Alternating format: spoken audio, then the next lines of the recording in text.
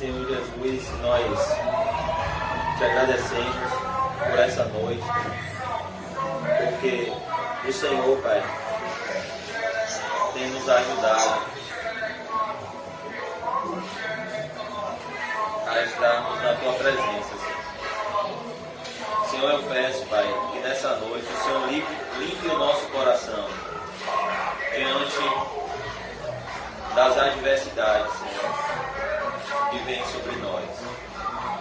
Eu peço que o Senhor nos dê poder do Espírito Santo para perdoar, Senhor. Tua palavra nos ensina que somente os limpos de coração verão a Deus.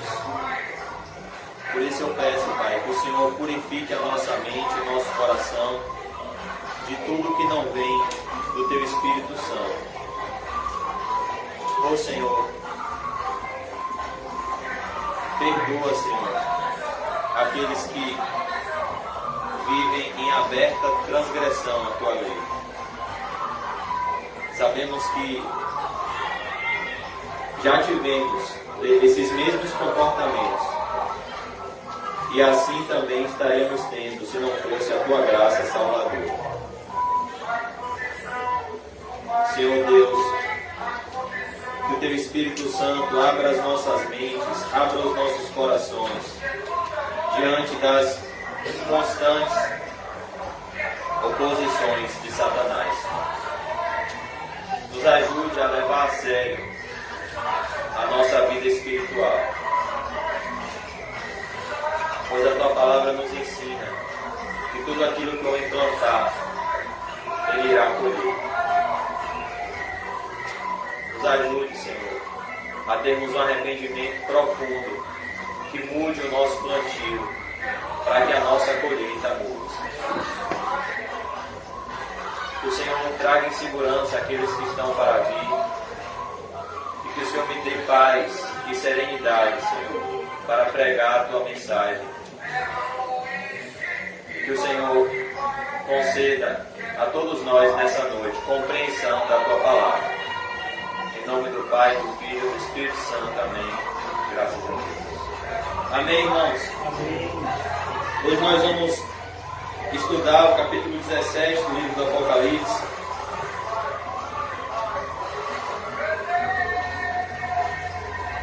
Mas antes disso, eu queria chamar os irmãos a uma recapitulação nessa noite de tudo que nós já vimos, para que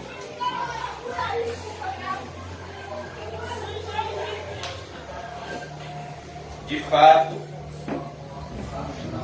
o nosso coração absorva o conteúdo do livro do Apocalipse. Vamos abrir no capítulo 1 do livro do Apocalipse. Apocalipse capítulo 1. Os irmãos já sabem o contexto do livro do Apocalipse. O livro do Apocalipse nasceu quando um imperador perverso chamado Domiciano colocou o último apóstolo vivo do Senhor Jesus Cristo numa prisão conhecida como o inferno na terra, que era a prisão da ilha de Patmos. E nessa prisão, o apóstolo João recorre ao lugar secreto de oração e recebe do Senhor Jesus as mais profundas revelações à igreja nos tempos do fim. Então, o livro do Apocalipse começa com a palavra que significa o seu conteúdo. O livro do Apocalipse significa revelação.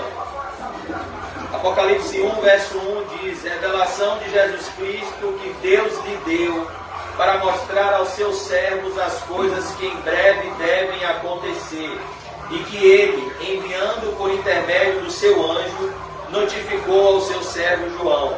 Então nós vemos aqui que a Bíblia, ela abrange toda a história da humanidade. A Bíblia fala do passado, a Bíblia fala do presente e a Bíblia fala do futuro. O Senhor Jesus Cristo disse que os céus e a terra passarão, mas as minhas palavras não hão de passar. E aqui nós vemos o que o Senhor diz: o qual atestou a palavra de Deus e o testemunho de Jesus Cristo quanto a tudo o que viu. E aqui no verso 3 nós vemos a bem-aventurança do livro do Apocalipse. Bem-aventurados aqueles que leem e aqueles que ouvem as palavras da profecia e guardam as coisas nela escritas, pois o tempo está próximo. Então aqui no versículo 3 nós vemos a bem-aventurança de se estudar e a bem-aventurança de se guardar no coração tudo que está sendo revelado no livro do Apocalipse. E como nós já falamos inúmeras vezes, e eu queria fazer essa recapitulação com os irmãos nessa noite, o livro do Apocalipse, ele não segue uma ordem cronológica. Ele não tem um início, meio e fim do capítulo 1 ao capítulo 22, como por exemplo são os evangelhos. O livro do Apocalipse, ele é semelhante a um quebra-cabeça, formado de 7 peças, aonde cada peça se encaixa na outra e revela ao povo de Deus o que irá acontecer até a volta de Jesus. Então, o livro do Apocalipse, ele tem esse propósito, ele é um número dotado de símbolos, ele é um número dotado de sinais, ele é um livro, dotado de sinais, ele é um livro complexo, justamente porque o propósito de Deus ao escrever esse livro é se ocultar dos sábios e dos instruídos e se revelar aos seus pequeninos. Então Deus escolheu revelar o fim dos tempos, o fim da humanidade, não aos doutores, não aos sábios e instruídos, não àqueles que estão cheios de si, mas Deus escolheu revelar o livro, a revelação dos últimos dias aos seus servos, aos seus eleitos, às suas ovelhas. Esse é o público-alvo do livro do Apocalipse, o povo santo e separado de Deus, o povo que compreende uma linguagem espiritual que não é compreendida pelo homem natural, porque a Bíblia diz que para o homem natural as coisas do Espírito são loucura. Então aqui nós vemos a primeira seção do livro do Apocalipse, e eu falei isso na semana passada, eu queria que os irmãos também fizessem isso. Como eu disse, o livro do Apocalipse, ele é dividido em 7 sessões que narram o mesmo período de tempo. O período de tempo após a morte e ressurreição do Senhor Jesus, do nascimento da igreja, até a volta do Senhor Jesus Cristo. E esse período de tempo é narrado 7 vezes, do capítulo 1 ao capítulo 22, em sessões paralelas que se completam.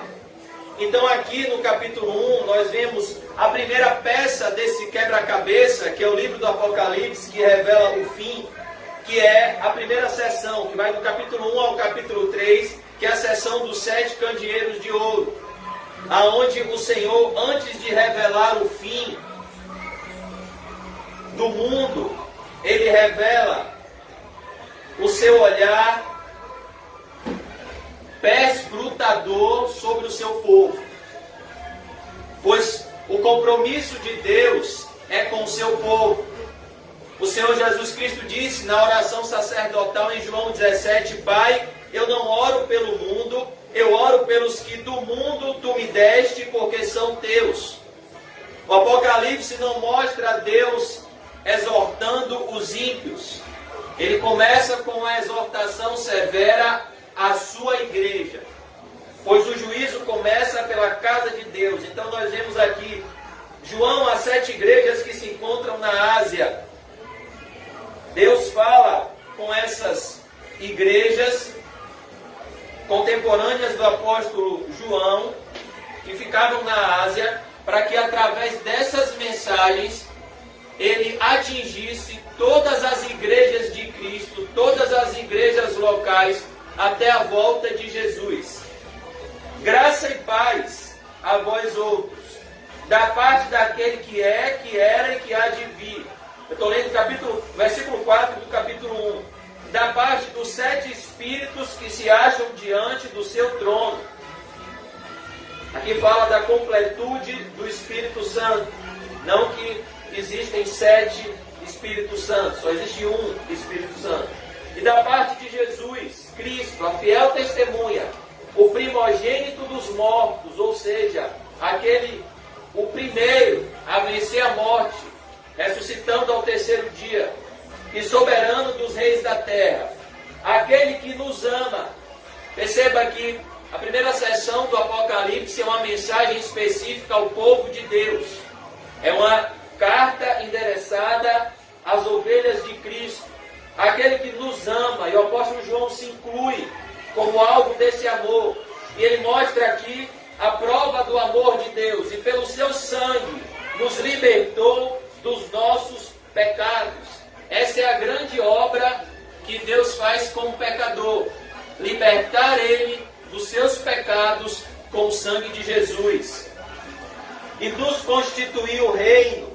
Aquilo que Deus faz com o seu povo, Ele nos constitui reino, Ele nos concede o reino dos céus, sacerdotes para o seu Deus e Pai.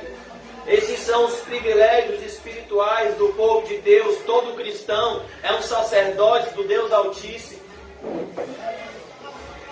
E a Ele a glória e o domínio pelos séculos dos séculos. Amém. Então, o apóstolo João aqui faz uma exaltação à obra de Cristo com o seu santo Evangelho.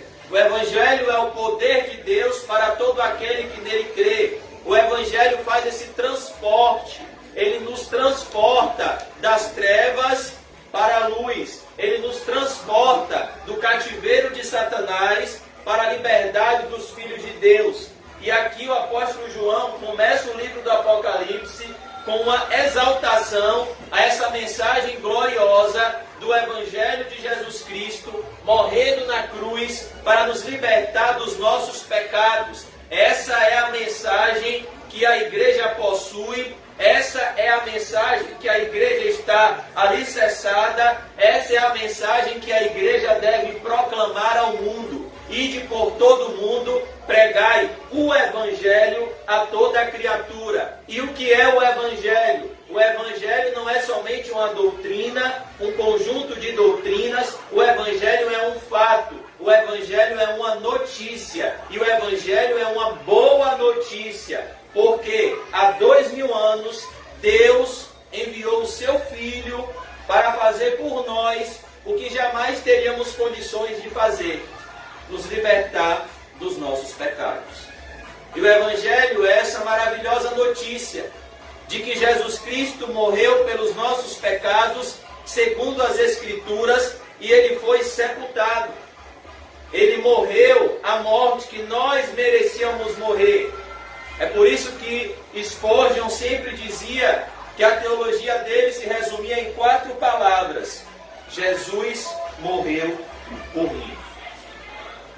E nós vemos aqui a glória dessa mensagem: nos libertar de uma vida miserável, pois a Bíblia diz que se esperarmos de Cristo somente nessa vida, somos os mais miseráveis de todos os homens. Nos libertar de uma vida de escravidão, para nos fazer entrar no reino e nos fazer participantes desse reino.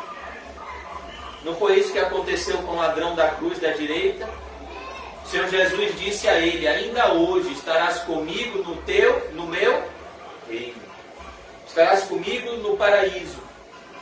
Então nós vemos aqui a grande glória do Evangelho. A mensagem que a igreja deve proclamar, essa notícia. Olha, eu vim lhe apresentar uma notícia. Você é um pecador, mas Deus enviou um poderoso Salvador para você. Jesus Cristo morreu na cruz, porque Ele estava lá na cruz, sendo alvo da ira de Deus que está sobre você hoje, se você ainda não se arrependeu e não confiou em Cristo. Mas a boa notícia de salvação é que há esperança, é que a porta do céu Cristo ainda está jorrando, pois Ele é o Cordeiro de Deus que tira o pecado do mundo, e se você olhar para Ele com fé, confessar o seu pecado e pedir perdão a Ele com sinceridade de coração, Ele não vai te desprezar como Ele fez com aquele ladrão da direita. Ele vai te dar a sua maravilhosa graça, o seu maravilhoso perdão e a sua gloriosa reconciliação. E você vai conhecer algo que o pecado nunca te concedeu até hoje, que é a palavra paz. Pois o homem só encontra paz com Deus, só encontra paz com seu próximo, só encontra paz consigo mesmo quando ele é justificado pelo sangue de Jesus. Então nós vemos aqui a mensagem. E agora nós vemos no verso 7 a volta de Jesus. Eis que vem com as nuvens, e todo olho o verá, até quantos o transpassaram. Até aqueles que maltrataram a Jesus verão ele voltar. E todas as tribos da terra se lamentarão sobre ele, porque o mundo vive como se Jesus não existisse, porque o mundo vive como se Jesus não fosse voltar. Então, em um momento, o mundo irá chorar diante da volta de Jesus. Irá se lamentar por não ter amado a Jesus. Uma frase de um pastor do passado, ele disse: uma das coisas que nós descobriremos na manhã da ressurreição é que nós amamos tão pouco a Cristo nessa vida. Ninguém vai chegar no céu e dizer: eu amei a Cristo demais. Porque tudo que a gente fizer por amor a Cristo ainda é pouco, pelo que Ele fez por amor a nós. Foi por isso que Jesus Cristo repreendeu seus discípulos, quando eles acharam que era uma loucura o que Maria fez ao derramar sobre a cabeça de Jesus um perfume de nardo puro que valia 300 denários. E os discípulos, liderados por Judas, disseram: "Ô gente, que desperdício! Não poderia vender esse perfume e dar o dinheiro aos pobres?"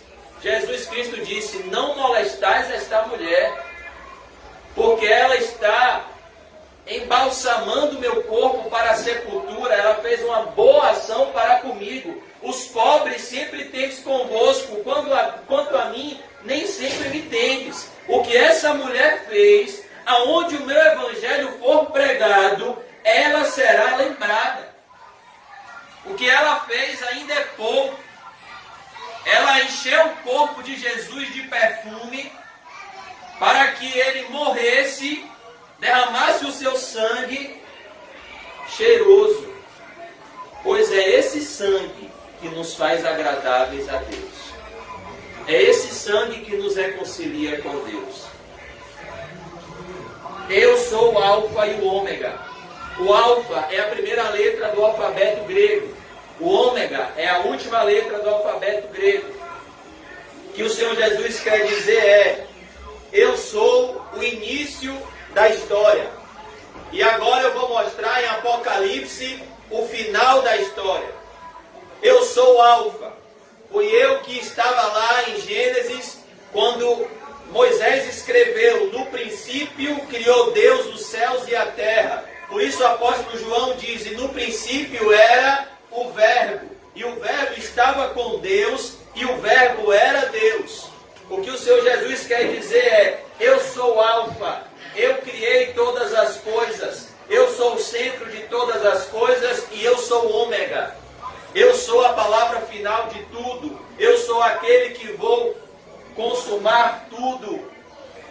Ele é o centro da história. Por isso que em Gálatas 4:4 o apóstolo Paulo diz que Jesus Cristo veio ao mundo na plenitude dos tempos, nascido de uma mulher, nascido sob a lei. E pela soberania de Deus, Deus fez com que os poderosos contassem a história da humanidade a partir de Jesus Cristo, porque como nós vemos aqui em Apocalipse, Ele é o soberano dos reis da terra. Nós estamos no ano 2021, porque estamos no ano 2021 depois de Cristo. Ele o Alfa, Ele é o Ômega, diz o Senhor Deus, aquele que é, aquele que era e aquele que há de vir, o Todo-Poderoso. E agora nós vemos no verso 9, eu vou adiantar, para a gente passar rápido pelas sessões, a visão de Jesus glorificado, que é uma visão que todos nós temos que ter nas nossas mentes, porque nós nascemos numa cultura católica, e quando nós pensamos em Jesus, nós pensamos em quê? Nós pensamos no menino Jesus no presépio, nós pensamos em Jesus crucificado, nós pensamos naquele homem de cabelos longos, talvez olhos claros, traços finos, assim eram os traços dos judeus, com o seu rosto sofrido. A gente está acostumado com essa visão de Jesus, um jovem de 33 anos. E aqui o apóstolo João recebe uma visão de Jesus como ele de fato é, após a sua ressurreição e ascensão aos céus. Eu, João, irmão vosso, verso 9, companheiro na tribulação, no reino e na perseverança, em Jesus achei-me na ilha chamada Patmos, por causa da palavra de Deus e do testemunho de Jesus. Achei-me em espírito no dia do Senhor, e ouvi por detrás de mim grande voz como de trombeta, dizendo: o que vês, escreve em livro, e manda às 7 igrejas: Éfeso, Esmirna, Pérgamo, Tiatira, Sardes, Filadélfia e Laodiceia. Ele recebe uma ordem para trazer uma mensagem a cada igreja. Verso 12: voltei-me para ver quem falava comigo, e voltado, vi 7 candeeiros de ouro. É uma visão da igreja. Um candeeiro de ouro é uma luz acesa. O Senhor Jesus disse no Sermão do Monte que nós somos a luz do mundo e nós somos o sal da terra. Aqui, o Senhor Jesus mostra a importância da igreja, embora ela seja desprezada pelo mundo. Ela é valiosa para Deus. 7 candeeiros de ouro, e no meio dos candeeiros, um semelhante a filho de homem. Jesus como centro da igreja, como cabeça da igreja. E agora ele vai narrar a descrição de Jesus glorificado, com vestes talares, vestes reais, e cingido à altura do peito com a cinta de ouro. A sua cabeça e cabelos eram brancos como a alva lã, como neve, os olhos como chama de fogo. É com esse Jesus, amados irmãos, que essas pessoas, que milhares de pessoas foram nos cemitérios hoje, e milhares de pessoas morreram hoje. Hoje morreu um artista da Rede Bahia. E é com esse Jesus aqui que essas pessoas se encontraram. Então, não adianta ir no cemitério levar flor, porque após a morte segue o juízo. E é com esse Jesus que as pessoas estão se encontrando. Por isso que eu estou passando devagar por essa passagem, porque é com esse Jesus aqui que eu e você vamos nos encontrar assim que fecharmos os nossos olhos nessa terra. Nós não vamos nos encontrar com aquele homem fraco, com aquele homem calejado pelo sofrimento e pela dor. Nós vamos nos encontrar com o Jesus glorificado, descrito aqui em Apocalipse. A sua cabeça e cabelos eram brancos como alva lã, como neve. Os olhos como chama de fogo. Os pés semelhante ao bronze polido, como que refinado numa fornalha. A voz como voz de muitas águas. Porque a Igreja Católica nunca nos apresentou esse Jesus? Porque não é conveniente para ela. Porque a Igreja Católica não tem uma foto desse Jesus? Porque esse Jesus assusta. Então é muito mais fácil você fazer um presépio com um bebê. É muito mais fácil você colocar um homem franzino, com aqueles quadros que os católicos fazem de Jesus, do que mostrar esse Jesus aqui, que é o Jesus com que nós vamos nos encontrar após a morte. A voz como voz de muitas águas. E essa voz, como voz de muitas águas, tem duas frases a dizer a toda a humanidade: apartai-vos de mim, eu nunca vos conheci, vocês que viveram na prática da iniquidade. E essa voz vai ecoar para o universo inteiro ouvir, e ninguém vai escapar da condenação após ouvir essa voz. Lembra da parábola do rico e do Lázaro? Rico, você não pode passar para cá e o Lázaro não pode passar para lá. E essa voz tem outra frase para aqueles que viverem como Lázaro e morrerem como Lázaro: vinde benditos do meu Pai, possuí por herança o reino que vos foi preparado antes da fundação do mundo. Entra no gozo do teu Senhor. E essa voz vai ecoar como o som de muitas águas, e os portões da glória vão se abrir, e os filhos de Deus entrarão no reino de Deus pelo sangue de Jesus. Então é importante que essa voz esteja nas nossas mentes e nos nossos corações, porque se essa voz nos aprova, não importa quem nos rejeite, não importa quem nos reprove, mas se essa voz nos reprova, não importa quem nos aplauda, não importa quem nos aceite. Tinha na mão direita 7 estrelas, e da boca saía uma afiada espada de 2 gumes. Olha a importância da palavra de Deus. Porque que em Hebreus 4:12 nós aprendemos que a palavra de Deus é viva e eficaz, mais penetrante do que uma espada afiada de 2 gumes. Porque a palavra de Deus é a boca de Deus, e Deus é Jesus. Por isso que Jesus disse: nem só de pão viverá o homem, mas de toda a palavra que procede da boca de Deus. Por isso que da sua boca saiu uma espada afiada de 2 gumes. O seu rosto brilhava como o sol na sua força. Os irmãos estão lendo, estão com a Bíblia aberta. Apocalipse 1:16. Agora nós vamos ver o versículo 17. Eu peço aos irmãos que leiam comigo, porque se tiver alguma coisa errada, eu também quero aprender. Que os irmãos possam me corrigir. Verso 17. Quando vi, caí a seus pés como morto. Olha que coisa. João caiu como morto. Isso é o que uma verdadeira experiência com Jesus faz. Ela nos mata. Ela mata o nosso eu. Deus, por meio de Ananias, diz a Paulo, Deus diz a Ananias: Ananias, vai lá, porque eu vou ensinar a Paulo o quanto ele deve padecer pelo meu nome. Eu vou matar Paulo, Ananias. Ele está cego, ele está orando. Eu vou matar o ego dele, eu vou matar o orgulho dele, e eu vou ressuscitar nele uma nova criatura. E quando Ananias impôs as mãos sobre Saulo, caiu dele as escamas dos olhos. E ali, o antigo Saulo morreu.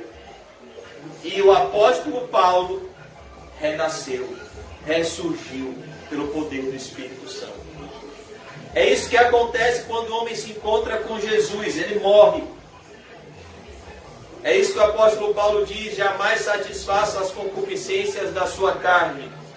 É isso que o Senhor Jesus Cristo disse: em verdade vos digo, se o grão de trigo caindo na terra não morrer, fica ele só, mas se morrer, dá muito fruto. Ele falava da sua obra e do seu ministério, mas isso também nos alcança.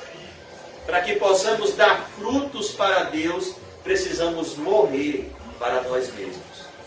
E aqui João cai como morto, porém ele pôs sobre mim a mão direita, dizendo: não temas. Por quê? Jesus sabia que ele estava com medo. Toda vez que o homem se encontra com Deus, Deus dá ao homem medo, temor. porque o temor a Deus é o princípio da sabedoria. Moisés, tira a sandália dos teus pés, porque o lugar que está é terra santa. Josué, tira a sandália dos teus pés. Josué perguntou ao anjo: anjo, o Senhor é por mim ou contra mim? Eu não sou nem a seu favor, nem contra você. Agora se santifique, tire a sandália dos seus pés, que eu serei a seu favor. Se você não se santificar, não me reverenciar, eu sou contra você. Então, é isso que nós vemos aqui. O encontro com Deus produz temor. Isaías disse: ai de mim, eu estou perdido, tenho lábios impuros e habito no meio de um povo de impuros lábios. Jeremias disse: ai de mim, Senhor, eu não sei falar, eu não passo de uma criança, como é que eu vou profetizar para esse povo? É isso que o encontro com Deus produz: temor, medo. Gideão disse: Senhor, será mesmo que sou eu? Eu sou o menor da minha família. Manda um sinal. Será mesmo, Senhor, que sou eu? Porque Gideão teve medo. O apóstolo Pedro, quando se encontra com Jesus no mar da Galileia, no episódio da pesca maravilhosa, em Lucas 5, versículo 1 a 8, ele diz: Senhor, arreda-te de mim, porque eu sou um homem pecador. Então Jesus disse: calma, Pedro. Agora que você entendeu que eu sou santo, que você é um pecador, de agora em diante você vai ser um pescador de homens. Abandone essas redes, você não vai mais pescar peixe. Você vai andar comigo para que você possa pregar o Evangelho que pesca homens para o reino de Deus. O Evangelho produz temor. Temor. Se nós perdermos o temor, nós perdemos tudo. Eu sou o primeiro e o último, e aquele que vive. Estive morto. Olha que coisa maravilhosa. Jesus está dizendo: João, sou eu mesmo, que você viu lá na cruz, você estava do lado de Maria. Sou eu mesmo, eu estive morto, eu morri por amor a você. Eu sou o mesmo que disse: João, eis aí tua mãe, Maria, eis aí teu filho. Sou eu estive morto, mas eis que estou vivo. Eu ressuscitei, João, como você sabe, pelos séculos dos séculos, e tenho as chaves da morte e do inferno. Olha, quem tem a chave da morte e do inferno não é o diabo, é Jesus. E escreve as coisas que viste e as que hão de acontecer depois destas. Quanto ao mistério das 7 estrelas que viste na minha mão direita e aos 7 candeeiros de ouro, as 7 estrelas são os anjos das 7 igrejas, os pastores. E os 7 candeeiros são as 7 igrejas. Agora eu vou passar rápido e eu vou pedir aos irmãos que tenham sempre essa subdivisão no livro do Apocalipse em mente. Porque deixa eu te dizer, mais cedo ou mais tarde, você vai precisar estudar o livro do Apocalipse. E você precisa ter um norte quando você estiver em casa sozinho, abrir a sua Bíblia e for ler o livro do Apocalipse. Para que você não fique totalmente perdido. Quando você for ler o livro do Apocalipse, gente, por que das igrejas já parte para o trono, e já parte para o selo, já parte para a trombeta? E por que Jesus está voltando várias vezes? Por que o mundo está acabando várias vezes? Eu não estou entendendo, isso está fazendo um nó na minha cabeça. Eu estou fazendo toda essa recapitulação para que esse nó seja desfeito. E quando você lê a sua Bíblia em casa, lê o livro do Apocalipse em casa, você tem um norte, você tem uma direção e você tem uma compreensão. Que o apóstolo Paulo disse em Efésios 5,15 que nós precisamos aprender a fazer o que com o tempo? Remir os tempos. Porque os dias são maus. Vai chegar um momento em que o tempo nos será cobrado. E nós precisamos estar preparados, porque nós já vimos na pandemia que uma circunstância, uma paz circunstancial pode acabar em questão de minutos. Uma paz circunstancial pode acabar em questão de uma semana, de um dia. O anticristo pode se levantar mais cedo do que nós imaginamos. E a nossa fé pode ser colocada no ponto crucial.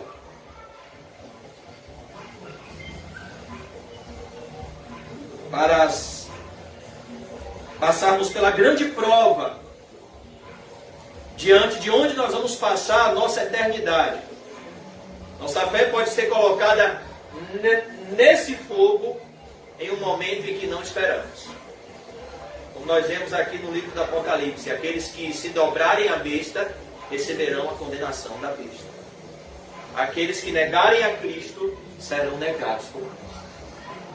Por isso que eu quero que os irmãos não se percam no livro do Apocalipse. Por isso que eu faço questão dos irmãos estarem com a Bíblia aberta e focando em tudo aqui. No capítulo 2 e no capítulo 3 vai se terminar a primeira sessão do livro do Apocalipse, que é a mensagem do Senhor Jesus às igrejas, aonde o Senhor Jesus vai mostrar o estado de cada igreja, o que cada igreja precisa ouvir, uma exortação e uma consolação para cada igreja. E cada mensagem dessa alcança tanto igrejas locais no geral, tanto cristãos pessoais em particular. Então, numa mesma igreja, a igreja em geral pode estar na condição, por exemplo, de Éfeso, e o cristão em particular pode estar na condição de Laodiceia. O outro cristão em particular pode estar na condição de Sardes. Ele está ouvindo, mas não está praticando. Ou outro cristão em particular pode estar na situação de Tiatira. Ele está tolerando o que Deus não tolera. Então, nós vemos aqui uma mensagem que alcança a igreja.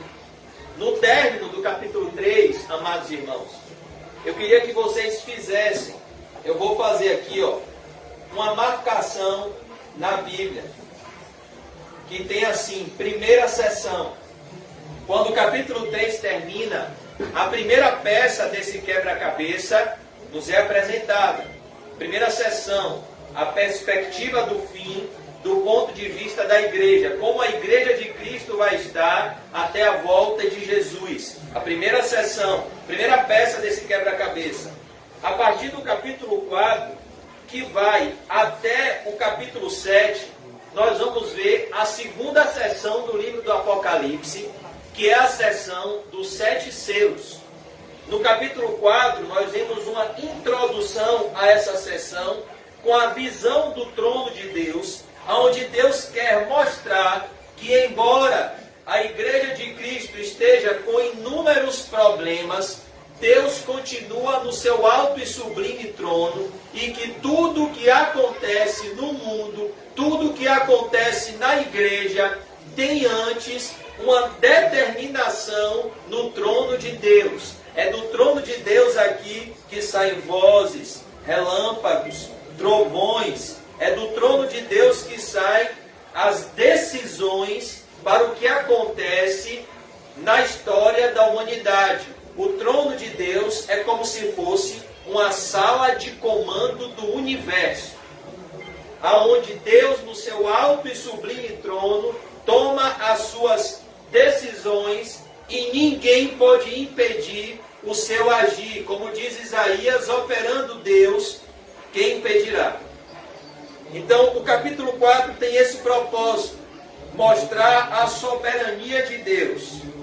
Nessa segunda sessão, vai do capítulo 4 ao capítulo 7, e mostrar uma importante realidade, que todos que estão no céu glorificando ao Deus Pai, estão no céu pegando suas coroas e depositando aos pés de Cristo, mostrando que ninguém que está no céu com orgulho, está no céu pelas suas obras. Todos que estão no céu pela graça, estão no céu com o coração humilde, porque dos pobres em espírito é o reino dos céus. No capítulo 5 nós já vemos o início propriamente dito dessa sessão, dessa segunda sessão do livro do Apocalipse. Então, quando os irmãos acabarem o capítulo 3 e entrarem no capítulo 4, os irmãos já precisam ter em mente, aqui agora vai iniciar uma nova sessão.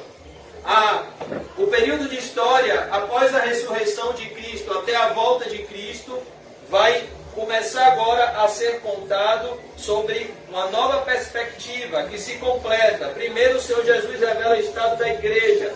Agora ele vai mostrar os decretos de Deus para o mundo em que vivemos. E ele vai nos dar, no capítulo 5, a visão de um livro selado com 7 selos. Esse livro revela os destinos e os rumos da história, os destinos da humanidade. É o livro selado com 7 selos, e ele vê um único homem digno de abrir esse livro e de desatar esses selos, que vai desembocar nos decretos de Deus para esse mundo que está fadado à destruição. E aqui nós vemos Cristo sendo digno de abrir o livro e desatar os selos, porque ele morreu e com teu sangue, com o sangue dele, ele comprou para Deus aqueles que procedem de todos os povos, tribos, línguas e nações. E nós vemos uma multidão no céu adorando a Cristo, se prostrando diante de Cristo. E no capítulo 6 nós entramos propriamente nessa sessão, onde o Senhor vai começar a abrir os selos. E quando o Senhor abre os selos, a terra é alcançada pelos juízos de Deus. A terra é alcançada pelos decretos de Deus em forma de cavalheiros, porque o mundo está em uma grande guerra, em uma grande batalha. Então nós vemos no versículo 1, o cordeiro abrindo um dos 7 selos, e vindo um cavaleiro branco, e o seu cavaleiro com arco, e foi-lhe dado uma coroa, e ele saiu vencendo e para vencer. O primeiro selo revela a igreja com Cristo vencendo na pregação do Evangelho. É isso que representa o primeiro selo. Cristo vencendo, e para vencer, através dos seus servos, pregando o Evangelho a toda a criatura. Jesus Cristo disse: todo poder e toda autoridade me foi entregue nos céus e na terra. Eu estarei convosco até a consumação dos séculos. Quando a igreja prega o Evangelho, Jesus está do lado da igreja. É por isso que o apóstolo Paulo diz em 1 Coríntios 2,14: Cristo sempre nos conduz em triunfo. Porque quando nós pregamos o Evangelho em obediência a Cristo, Ele garante a sua presença onipotente do nosso lado. Ele garante que as portas do inferno não prevalecerão contra a igreja. E aqui nós vemos o segundo selo, que vem na figura de um cavaleiro vermelho para tirar a paz. E nós vemos aqui grandes guerras. O segundo selo revela que o mundo, no tempo do fim, será alvo de guerras. Em Mateus 24, Jesus Cristo disse que o mundo seria alvo de guerras e de rumores de guerras. Esse segundo selo aqui já está acontecendo. Já aconteceu, está acontecendo e irá acontecer. Que é os homens se matando com a espada. Guerras no mundo. O terceiro selo, nós vemos a desigualdade social. A desigualdade social é também um decreto de Deus. Olha o que diz: quando abriu o terceiro selo, ouviu o terceiro ser vivente, dizendo: vem. Então vi, e eis um cavaleiro preto, e o seu cavaleiro com a balança na mão. E ouvi como uma voz no meio dos 4 seres viventes, dizendo: uma medida de trigo por um denário, 3 medidas de cevada por um denário, e não danifiques o azeite e o vinho. Aqui fala da grande população trabalhando por um pouco de comida, e os ricos em sua pompa dizendo: não toque no meu azeite e no meu vinho. Os ricos em suas luxúrias, e os pobres trabalhando para ter malmente as suas necessidades. É isso que é o terceiro selo. Esse cavaleiro que vem trazer ao mundo desigualdade social. É por isso que o mundo é como é.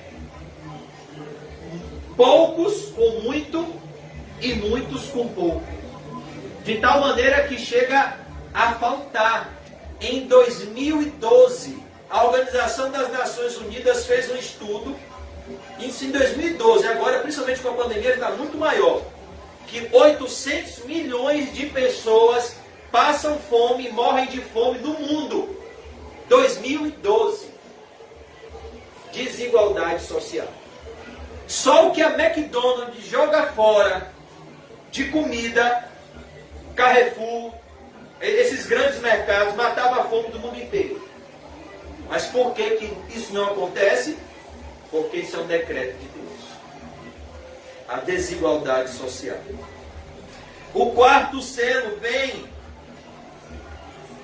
com fome, com espada, com mortandade, com feras atacando os homens. O quinto selo vem com um clamor por justiça. Jesus aqui está abrindo os selos e mostrando o que irá acontecer. O quinto selo mostra um clamor por justiça dos mártires que foram mortos por amor à palavra de Deus, estão clamando embaixo do trono. Até quando, ó soberano Senhor, o Senhor não vinga o sangue dos nossos irmãos? Então Deus responde: calma, ainda existem conservos seus que vão ser mortos e vão chegar aqui. O meu juízo vai descer na hora certa. As taças da minha ira serão derramadas na hora certa. O sexto selo, nós vemos a volta de Jesus, da ira de Deus e do Cordeiro. Eles chegam a clamar aos montes e aos rochedos: caí sobre nós e escondei-nos da face daquele que assenta no trono e da ira do Cordeiro, porque chegou o grande dia da ira deles, e quem é que pode suster-se? No capítulo 7, nós vemos a figura dos 144 mil selados de Israel, que não é um número literal, mas representa a totalidade do povo de Deus. Nós vemos aqui um número específico para cada tribo de Israel. Esse 144 representa os remidos da antiga aliança e os remidos da nova aliança com o selo de Deus. João aqui tem uma visão dos glorificados no céu. É o que ele vai mostrar do verso 9 ao verso 17. Do verso 9 ao verso 17, nós vamos ver uma visão dos glorificados após a volta de Jesus. Onde estará os remidos após a volta de Jesus? Eles estarão com vestiduras brancas diante do trono e do Cordeiro. Essas vestiduras brancas falam de santidade. E um dos anciãos tomou a palavra dizendo: estes que se vestem de vestiduras brancas, quem são e de onde vieram? Verso 14. Respondi-lhe: meu Senhor, tu sabes. Ele então me disse: são estes os que vêm da grande tribulação. Lavaram suas vestiduras e as alvejaram no sangue do Cordeiro. Razão porque se acham diante do trono de Deus e o servem de dia e de noite no seu santuário. E aquele que se assenta no trono estenderá sobre eles o seu tabernáculo. Jamais terão fome, nunca mais terão sede, não cairá sobre eles o sol, nem ardor algum, pois o Cordeiro que se encontra no meio do trono os apacentará e os guiará para as fontes da água da vida, e Deus lhes enxugará dos olhos toda a lágrima. Aqui, consumou. Os remidos estão no céu, Jesus já voltou e o mundo já acabou. Então, o que é que nós vemos aqui? O término da segunda sessão do livro do Apocalipse. Então, quando acaba o capítulo 7, você marca aqui o início da terceira sessão. Agora o Senhor Jesus vai contar a mesma história, o mesmo período de tempo, sobre uma perspectiva diferente. Agora nós vemos aqui a terceira seção, a terceira peça desse quebra-cabeça que revela o fim dos tempos, que é a seção das 7 trombetas. O 7º selo já desemboca na seção das trombetas, que representa o juízo parcial de Deus, um período misturado, onde Deus desce com o juízo, mas é um juízo parcial, pois é um juízo misturado com misericórdia. Ao passo que Deus envia um intenso sofrimento, Deus envia também um tempo de arrependimento. Deus dá também ao homem um tempo para que ele possa se arrepender em meio ao calor da provação. Porque a tristeza, segundo Deus, opera arrependimento para a salvação. Então nós vemos aqui um silêncio no céu, quando o Cordeiro abriu o 7º selo, em sinal de respeito e reverência e submissão a Cristo como Rei. Então viu 7 anjos que se acham em pé diante de Deus, e lhes foram dadas 7 trombetas. E no verso 3 e 4, até o verso 6, nós vamos ver que as trombetas, os anjos com as trombetas, são resposta da oração dos santos, mostrando que Deus age no mundo, os decretos de Deus estão lado a lado com a oração do seu povo. Como Deus valoriza a oração e como Deus responde o clamor do seu povo. Por isso que, se eu não me engano, é Tiago que diz: a súplica de um justo pode muito em seus efeitos. No verso 3 e 4, olha o que diz o verso 3, eu vou ler. Veio outro anjo e ficou de pé junto ao altar com incensário de ouro, e foi-lhe dado muito incenso para oferecê-lo com as orações de todos os santos, sobre o altar de ouro que se acha diante do trono. E da mão do anjo subiu a presença de Deus, a fumaça do incenso com as orações dos santos. E o anjo tomou o incensário com as orações dos santos, encheu do fogo do altar e o atirou à terra. Ou seja, ele pegou as orações dos santos, encheu do fogo do altar e atirou à terra. O juízo descendo à terra em resposta às orações da igreja. Como Deus atende o clamor do seu povo. E o anjo tomou o incensário, encheu do fogo do altar e o atirou à terra. E houve trovões, vozes, relâmpagos e terremoto. Então 7 anjos que tinham as 7 trombetas prepararam-se para tocar. E aqui João vê 7 anjos com 7 trombetas, cada um esperando a ordem de Deus para tocar essa trombeta e o juízo de Deus descer ao mundo para que o homem se arrependa. O primeiro anjo tocou a trombeta e houve saraiva de fogo, mistura com sangue, e foram atirados à terra. Foi então queimada a 1/3 parte da terra e das árvores e também de toda a erva verde. O juízo de Deus sobre a natureza. Deus mostrando o juízo de Deus, o juízo dele sobre esse mundo caído. A segunda trombeta, o segundo anjo tocou a segunda trombeta e uma como que grande montanha ardendo em chamas foi atirada ao mar, cuja 1/3 parte se tornou em sangue, e morreu a 1/3 parte da criação que tinha vida existente no mar, e foi destruída a 1/3 parte das embarcações. A segunda trombeta, nós vemos mortes. Deus decretando a morte de milhares de pessoas. A terceira trombeta, o terceiro anjo tocou a trombeta e caiu do céu, sobre o céu, a 1/3 parte dos rios, caiu do céu, e sobre as fontes das águas uma grande estrela ardendo como tocha. O nome da estrela é Absinto. E a 1/3 parte das águas se tornou em absinto, e muitos dos homens morreram por causa dessas águas, porque se tornaram amargosas. A quarta trombeta, o quarto anjo tocou a trombeta e foi ferida a 1/3 parte do sol, da lua, das estrelas, para que a 1/3 parte deles escurecesse, na sua 1/3 parte não brilhasse tanto o dia como também a noite. Então ouvi uma águia que voando pelo meio do céu dizia em grande voz: ai, ai, ai dos que moram na terra, por causa das restantes vozes da trombeta dos 3 anjos que ainda tem de tocar. E aqui nós vemos dar início ao capítulo 9, com a quinta trombeta e um intenso sofrimento. O capítulo 9 do livro do Apocalipse, com a quinta trombeta, nos mostra uma cena semelhante a uma cena de filme de terror.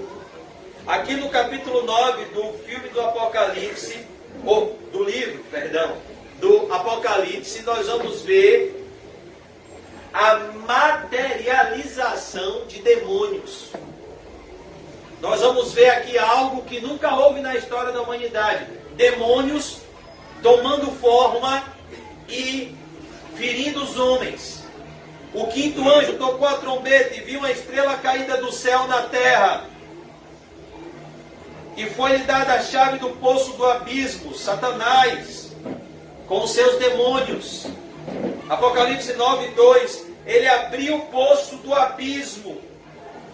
Satanás agora está com poder para chamar o seu exército. Ele abriu o poço do abismo e subiu fumaça do poço, como fumaça de grande fornalha, e com a fumaceira saída do poço, escureceu-se o sol e o ar. Também da fumaça saíram gafanhotos para a terra, e foi-lhe dado poder com que tem os escorpiões da terra.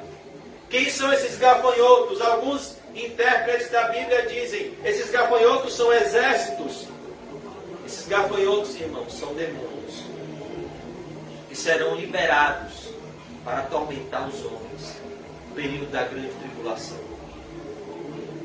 Olha o que diz: e foi-lhe dito que não causasse dano à erva da terra, nem a qualquer coisa verde, nem a árvore alguma, então somente aos homens que não tinham o selo de Deus sobre a fronte. Esses demônios são enviados para atormentar, para trazer dor àqueles que não têm o Espírito Santo.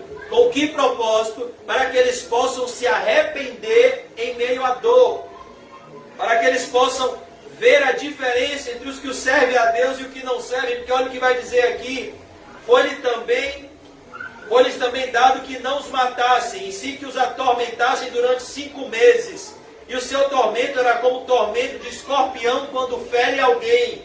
Agora olha o verso 6. Naqueles dias os homens buscarão a morte e não a acharão. Também terão ardente desejo de morrer, mas a morte fugirá deles.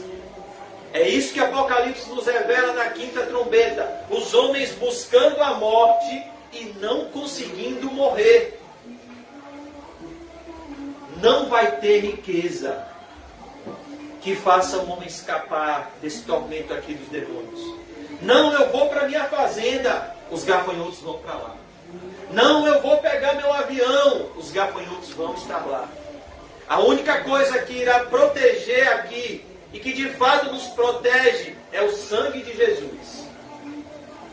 É a presença de Deus na nossa vida, que nos protege dos perigos.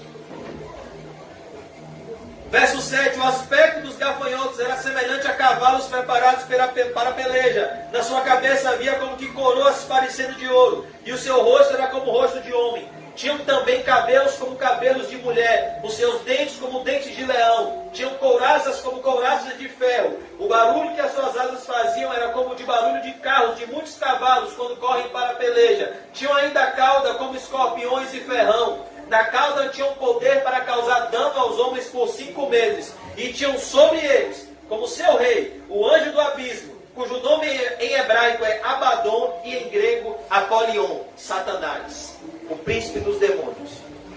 E eles não tocam nos servos de Deus. O primeiro ai passou, eis que depois dessas coisas vem ainda 2 ais. Na sexta trombeta, nós vemos também 1/3 parte dos homens. Eu vou passar rápido agora para a gente adiantar. Na sexta trombeta nós vemos 1/3 parte dos habitantes da terra morrendo de vez. Deus enviando intensos flagelos, Deus enviando exércitos para trazerem sofrimento aos homens. E o mais assustador aqui é o verso 20 e 21 do capítulo 9 do Apocalipse, pois diz que aqueles que não morrerem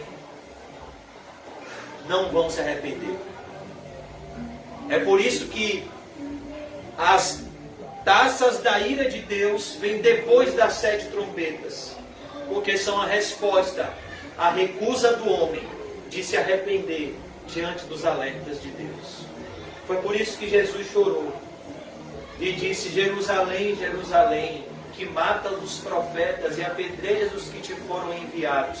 Quantas vezes eu quis reunir vocês como uma galinha junta os seus pintinhos nas suas asas, mas vocês nunca mais me verão, até que venham a dizer: bendito que venha em nome do Senhor. Jesus falou isso em prantos, porque ele sabia que aquelas pessoas que foi alvo do seu ministério não estavam salvas, e que aquelas pessoas que iriam receberam de forma hipócrita no domingo, com folhas de palmeira dizendo: Hosana, Hosana nas alturas, bendito é o que vem em nome do Senhor. 5 dias depois iriam gritar: crucifica-o, crucifica-o. Por isso ele chorou. E aqui nós vemos uma realidade assim: sofrimento sem arrependimento. Por isso que o escritor aos Hebreus diz: filho meu, não menospreze a correção do Senhor, nem desmaie quando por eles fores repreendido. Não deixe que o seu sofrimento passe sem arrependimento. Porque o sofrimento, segundo Deus, opera arrependimento para a salvação. Aprender o que Deus quer nos ensinar com a dificuldade é mais importante do que sair dela. Nós vemos isso no livro de Jó. Antes de Jó sair da dificuldade, Deus ensinou a ele o que ele deveria aprender com aquelas dificuldades. E quando ele aprendeu a lição que aquelas provações trouxe na vida dele, em um piscar de olhos, Deus tirou ele de toda aquela situação. Porque o mais importante não é o alívio do sofrimento, é o aprendizado com o sofrimento. É isso que o escritor aos Hebreus diz quando ele fala da disciplina. A disciplina de Deus não é para nos destruir, é para nos salvar. A depressão não é para nos matar, é para nos mostrar que existe um vazio dentro de nós que só Jesus Cristo pode preencher, só o Espírito Santo pode preencher. É por isso que Deus muitas vezes presenteia pessoas com depressão, para mostrar que ainda que o universo inteiro seja colocado no seu coração, se Cristo for removido, o vazio não será preenchido. Não adianta, só Jesus preenche o vazio do nosso coração. A mulher samaritana buscou nos relacionamentos, não achou, só achou em Jesus. Nicodemos buscou na religião, não achou, só achou em Jesus. A mulher do fluxo de sangue buscou nos médicos, não achou, só achou em Jesus. Zaqueu buscou nas riquezas, não achou, só achou em Jesus. Só Jesus preenche o vazio do nosso coração. Eu vou passar rápido pelo capítulo 10. O capítulo 10 é a continuação da 6ª trombeta. O capítulo 10 e o capítulo 11. O capítulo 10 nos mostra uma passagem semelhante ao capítulo 3 de Ezequiel, quando João vê um anjo forte descendo do céu, envolto em uma nuvem, com arco-íris por cima de sua cabeça, seu rosto como o sol, as pernas como colunas de fogo, e ele vê um livrinho aberto. Esse livrinho é a Bíblia. E ele recebe uma ordem desse anjo para que ele coma esse livro. E ao comer esse livro é doce na sua boca, mas no seu estômago esse livro se torna amargo. Mostrando como a palavra de Deus é boa de se ouvir, é boa de se ler, mas é custosa de se praticar. É difícil se praticar a palavra de Deus.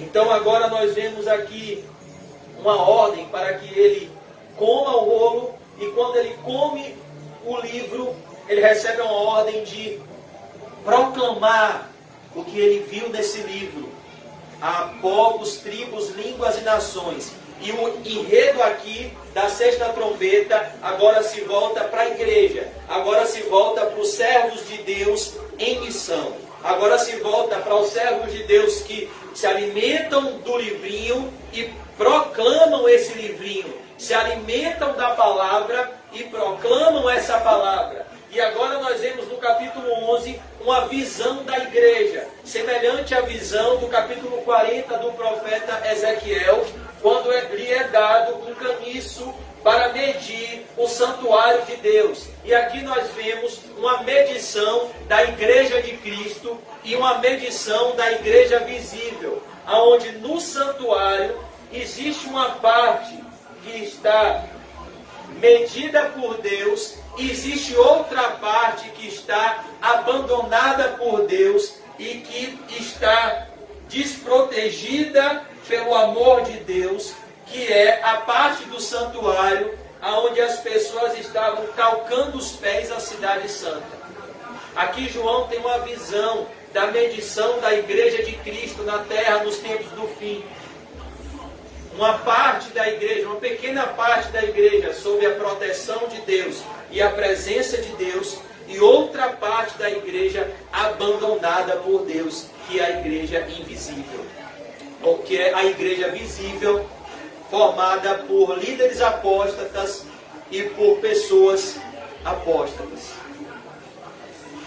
É isso que nós vemos aqui, a falsa igreja, pessoas dentro da cidade santa, calcando os pés, profanando, pessoas que se dizem cristãs, trazendo escândalos à igreja de Cristo, fazendo comércio dentro da casa de Deus, fazendo todo tipo de abominação na casa de Deus. E aqui na sexta trombeta ainda nós vemos a figura das duas testemunhas mártires, que não necessariamente são literais, mas essas duas testemunhas mártires mostram a igreja em missão no período do fim. Elas trazem duas importantes realidades. A primeira, o cristão é imortal aqui na terra, até que ele cumpra a sua missão. Por isso que é dado poder a essas testemunhas aqui, para pregar o evangelho, para vencer os inimigos, para fazer sinais, para trazer a mensagem de Deus. Porque, como eu disse lá em Mateus 28, quando estamos pregando o evangelho, Jesus está conosco. E Jesus, ele disse: todo poder e toda autoridade foi me entregue no céu e na terra. Não há quem se coloque como opositor de Jesus que ele não possa destruir. A segunda realidade aqui é que o tempo do fim é um tempo de intensa apostasia. O Senhor Jesus apresenta aqui duas testemunhas profetizando e o mundo inteiro apostatando. Um grupo diminuto de pessoas trazendo ainda a mensagem de Deus em meio a uma intensa rejeição. Essas pessoas aqui vão ser mortas. Essas duas testemunhas vão ser mortas.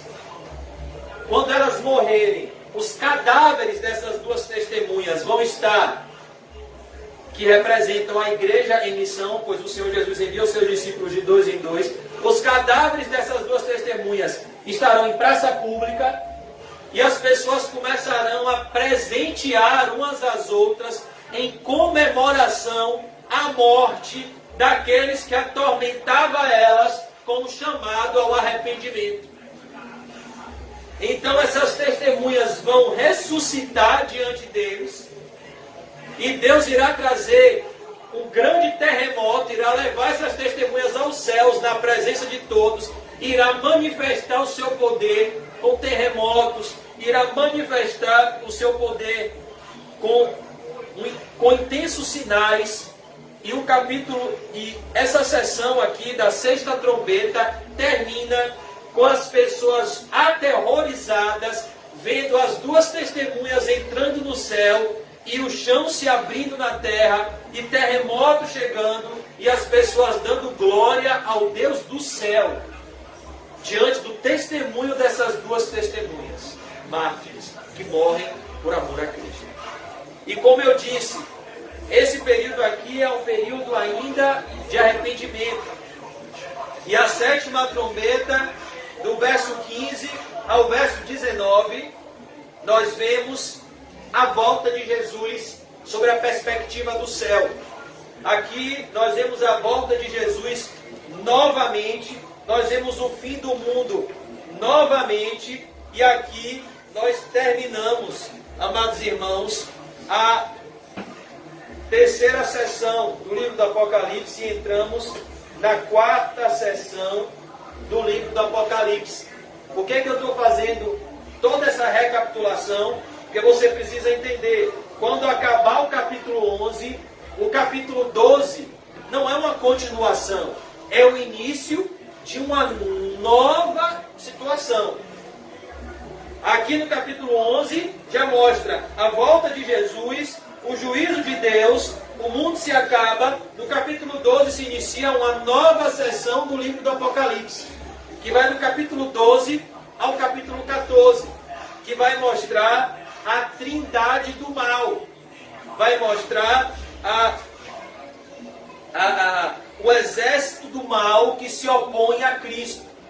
Aqui, o apóstolo João, o Senhor Jesus vai mostrar o fim dos tempos sobre essa perspectiva de uma grande batalha que acontece desde o início, desde os primórdios da humanidade, que é uma batalha que não acontece no mundo físico, é uma batalha que acontece no mundo espiritual, é uma oposição que existe no mundo espiritual entre dois povos, a linhagem do Messias e a linhagem da serpente.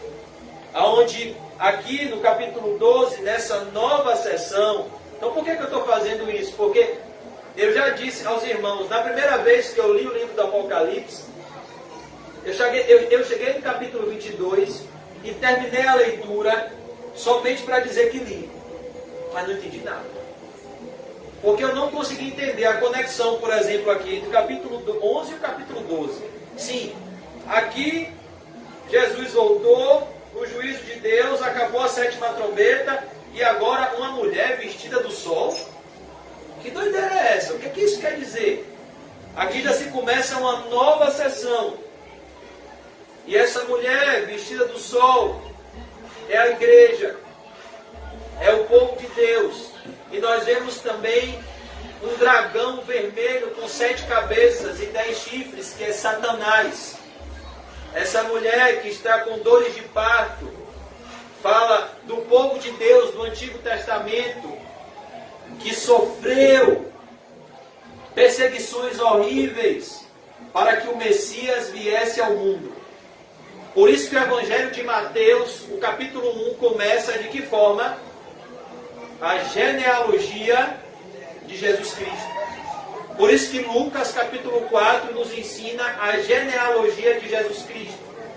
Para nos mostrar essa linhagem do povo de Deus até o Messias chegar. Um povo sofrido, um povo rejeitado, mas um povo amado por Deus. E aqui nós vemos isso, essa mulher sofrendo e o dragão vermelho, que representa Satanás. O verso 4 diz que com a sua cauda ele arrasta uma terça parte das estrelas do céu, a persuasão de Satanás, a inteligência de Satanás. Com a sua cauda, fala que ele não fez muito trabalho para levar uma terça parte dos anjos da rebelião que ele fez no céu, a fim de lhe devorar o filho quando nascesse. Satanás sempre teve ódio do povo de Deus, ele sempre teve ódio de Jesus. Ele não queria que Jesus nascesse, ele não queria que Jesus completasse a sua missão, porque ele não queria que criaturas de Deus como eu e você recebessem pelo Evangelho o poder de ser feito um filho de Deus. Ele sente inveja, ele não quer que as pessoas recebam o que ele não pode mais receber, que é o perdão.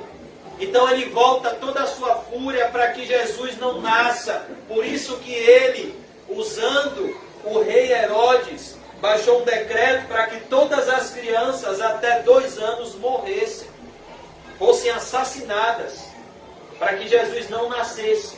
Mas a soberania de Deus foi tão maravilhosa que Deus levou José e Maria para o Egito, para guardar em vida aquele bebê, que era ao mesmo tempo o próprio Deus. Então nós vemos, Apocalipse 12 vai mostrar aqui a primeira pessoa do mal que é Satanás, que era um anjo de luz, e se opôs a Deus e caiu do céu, que é o líder do mal, que se opõe à criação de Deus. E nós vemos aqui Jesus nascendo, Jesus regendo as nações, e Jesus ressuscitando, e a igreja tendo um esconderijo dado pelo próprio Deus. No verso 7, nós vemos uma grande peleja no céu, uma grande batalha que houve no céu, onde Satanás foi expulso, e Miguel expulsou Satanás da presença de Deus, e o povo de Deus foi vencedor pelo sangue de Jesus. E nós vemos aqui uma importante realidade: Satanás agora não tem mais acesso ao trono de Deus. Após Jesus morrer e ressuscitar na cruz, ele não tem mais poder acusatório contra o povo de Deus, pois se ele chegar numa reunião no céu, como foi no livro de Jó, ele se encontra lá com Jesus à destra de Deus Pai, já com preço pago dos seus eleitos. E ele não pode chegar lá e acusar, porque o próprio Jesus, como nosso advogado, diz: quem tentará acusação contra os eleitos de Deus? É Deus que o justifica. Mas visto que ele não pode ir até o trono de Deus para nos acusar, a oposição dele acontece aqui. Ele fica na terra. Olha o que diz o verso 12: por isso festejai aos céus, e vós os que neles habitais.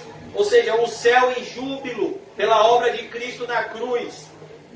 Ai da terra e do mar, pois o diabo desceu até vós, cheio de grande cólera, sabendo que pouco tempo lhe resta.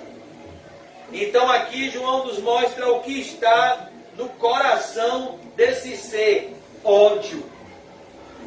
Ódio e diligência, porque ele sabe que pouco tempo lhe resta. Por isso Jesus disse: nós não ignoramos os seus desígnios, e os servos das trevas são mais prudentes em sua geração do que os servos da luz. Satanás, ele é diligente em nos preparar astutas ciladas para esfriar o nosso amor por Cristo. E aqui nós vemos o dragão perseguindo a mulher, o dragão perseguindo a igreja.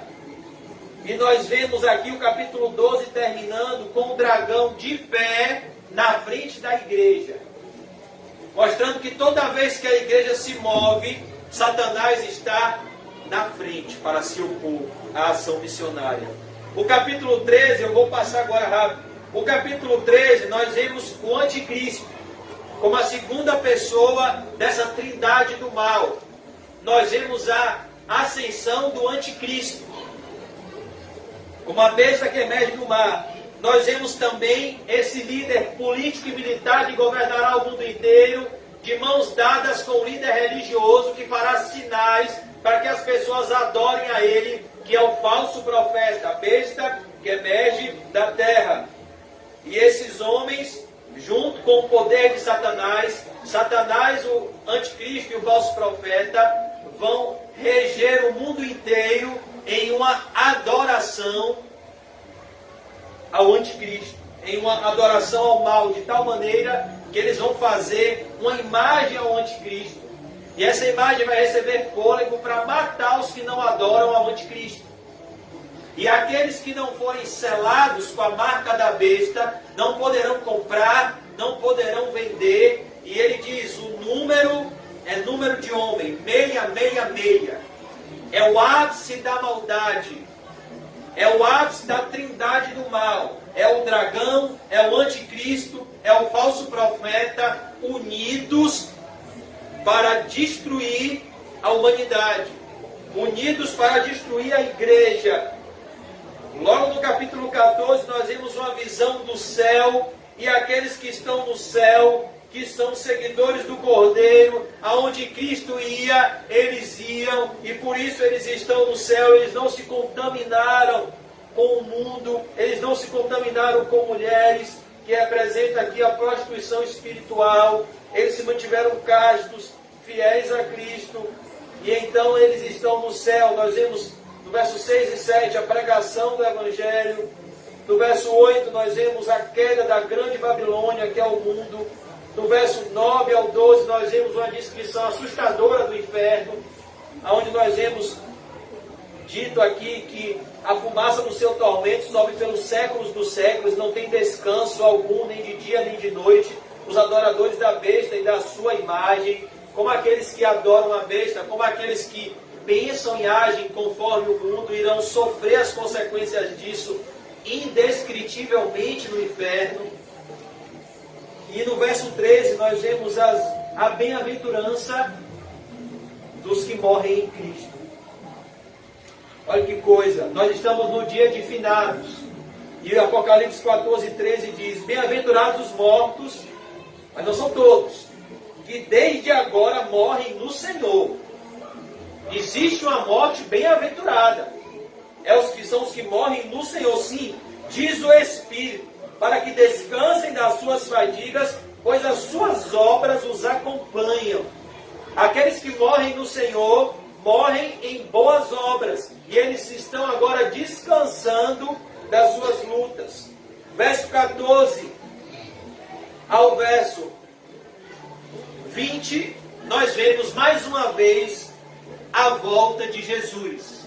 Jesus vai voltar sobre a mesma perspectiva do que pregou João Batista. João aqui narra a volta de Jesus com a pá na sua mão, recolhendo o trigo do celeiro e lançando fora a palha do fogo inextinguível. Jesus fazendo separação e voltando. E aqui nós terminamos essa sessão. A quarta sessão, e no capítulo 15 se dá início à quinta sessão do livro do Apocalipse. Aqui no capítulo 14, Jesus vai voltar, acabou a consumação dos séculos. Por isso que no capítulo 15 se inicia o quê? Uma nova história. O mesmo período de tempo sendo narrado sobre uma nova perspectiva. Onde nós vamos ver no capítulo 15 e no capítulo 16, eu vou passar rápido por causa do horário, as 7 taças da ira de Deus.